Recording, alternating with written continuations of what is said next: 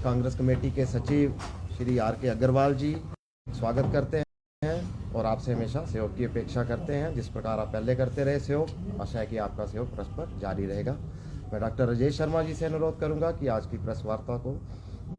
और नेता तो बड़ी तादाद में जुटे और जनता जो है वो उनके साथ नहीं जुड़ पाई। उनका कार्यक्रम उनको छोटे से ग्राउंड में करना पड़ा जहां 2-3 हजार लोग जुड़े। और ये पार्टी वो पार्टी है जो भारतवर्ष में सबसे क्या विश्व में सबसे बड़ी पार्टी होने का दावा करती है। दूसरी तरफ हमारे मुख्यमंत्री ठाकुर सुखविंदर सिंह सुक्खू जी हैं जो गांव-गांव जाके जनता की समस्याएं सुन रहे हैं और उन जो सभाएं हैं उसमें जन से लाभ उमड़ के आ रहा है। जो इस बात को साबित करता है कि सुख की सरकार जनता के दरबार तक पहुंच रही है और उस जनसभाओं में मौके पे लोगों की समस्याओं का निपटारा किया जा रहा है।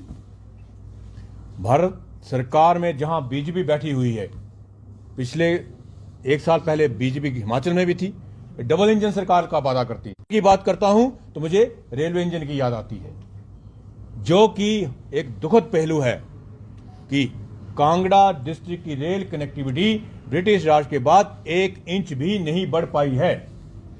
कांगड़ा चंबा डिस्ट्रिक्ट इसका अपेक्षित क्यों? यह मैं सवाल पूछना चाहता हूं केंद्रीय सरकार से।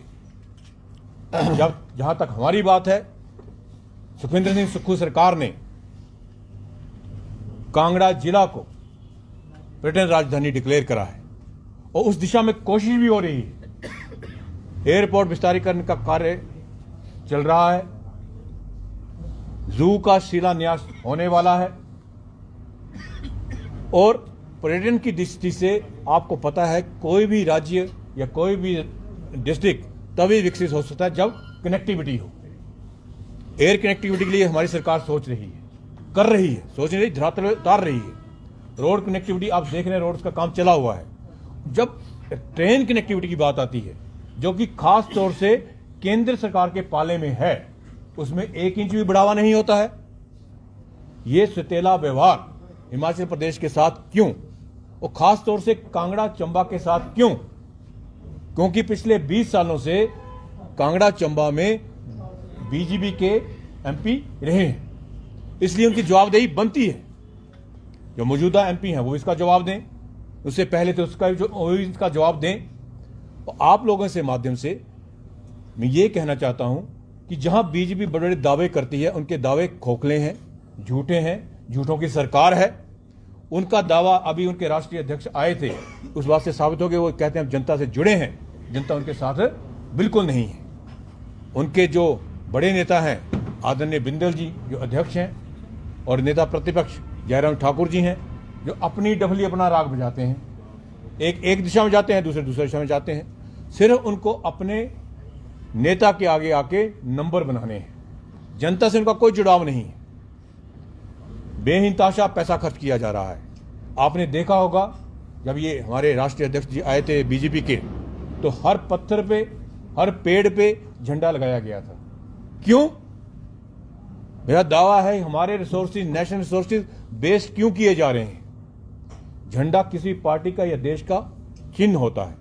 लोग उसको अपनी मर्जी से अपने घर में लगाएं, दुकान पे लगाएं, अपनी रेडी पे लगाएं, फड़ी पे लगाएं। ये हमारे पर्यावरण को दूषित करता है। उसके बाद उसका कोई देखभाल नहीं है, इतना कूड़ा समेटना पड़ता है। जहां तक हमारी सरकार की बात है, हमारी सरकार ने अभी 10,000 पद सृजित करे हैं। आईपीएच में विभाग में पद निकाले हैं, वन विभाग में पद निकाले हैं, उसकी भर्ती प्रक्रिया जारी है। साथ ही साथ रोजगार देने के लिए हमारे मुख्यमंत्री ठाकुर सुखविंदर सिंह सुक्खू जी ने जो हमारी इलेक्ट्रिक व्हीकल हैं उसमें बेरोजगार युवाओं को 50% तक सब्सिडी देने का वादा करा है।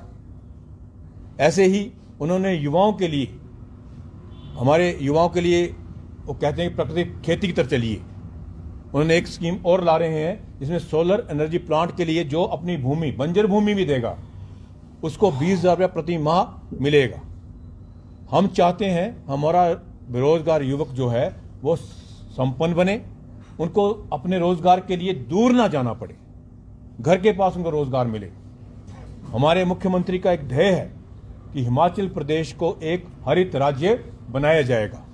प्राकृतिक खेती की तरफ हम अग्रसर हो रहे हैं। उसी दृष्टि में मुख्यमंत्री जी ने रिकॉर्ड मार्जिन से दूध का रेट बढ़ाया है और उन्होंने पीछे हमारा आज कार्यक्रम था 7 तारीख को देहरा में, हर्षवर्धन जी ने आना था। मुख्यमंत्री जी ने बोला कि कांगड़ा के लिए मेरा विशेष प्रेम है। उन्होंने बोला देहरा में खुद कार्यक्रम करूंगा। कल उनका ज्वालाजी में कार्यक्रम है, उसके 2-3 दिन में शायद देहरा में उनका कार्यक्रम हो। ऐसे धर्मशाला के लिए उनका प्यार है।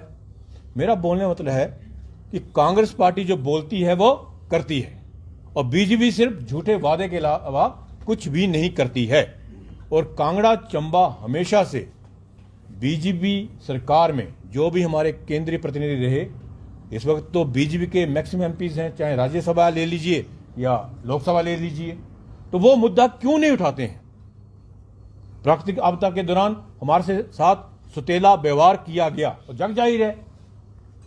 तो मैं चाहता हूं, अभी भी समय पड़ा है, 3 महीने हैं, हमारे जो एमपी लोकसभा के हैं, राज्यसभा के हैं, इकट्ठे होकर गुहार लगाएं मुख्यमंत्री जी से। जो मुख्यमंत्री जी कहते हैं हिमाचल प्रदेश मेरा दूसरा घर है, तो इस दिशा में वो बोलने के अलावा भी कुछ करके दिखाएं, सिर्फ झूठे वादे ना करें और जनता को बेवकूफ ना बनाएं। धन्यवाद। आगे कोई क्वेरीज हैं तो मैं लेने के लिए तैयार हूं। यूनिवर्सिटी को लेकर बात करें, लगातार प्रदर्शन अभी भी जारी है और 30 करोड़ रुपए कब जमा होगा? 30 करोड़ रुपया हमने पहले ही बोला जमा कराया जाएगा, इसलिए बीजेपी को चिंता करने की जरूरत नहीं है। उनको अपनी रोटियां सेकनी है और प्रदर्शन करें, पर जनता के हित में प्रदर्शन करें। जो कार्य वो पिछले 5 सालों में सेंट्रल यूनिवर्सिटी का शुरू नहीं कर पाए, सुखविंदर सिंह सरकार ने आते ही उस कार्य को शुरू करा है और धरातल में दिख रहा है।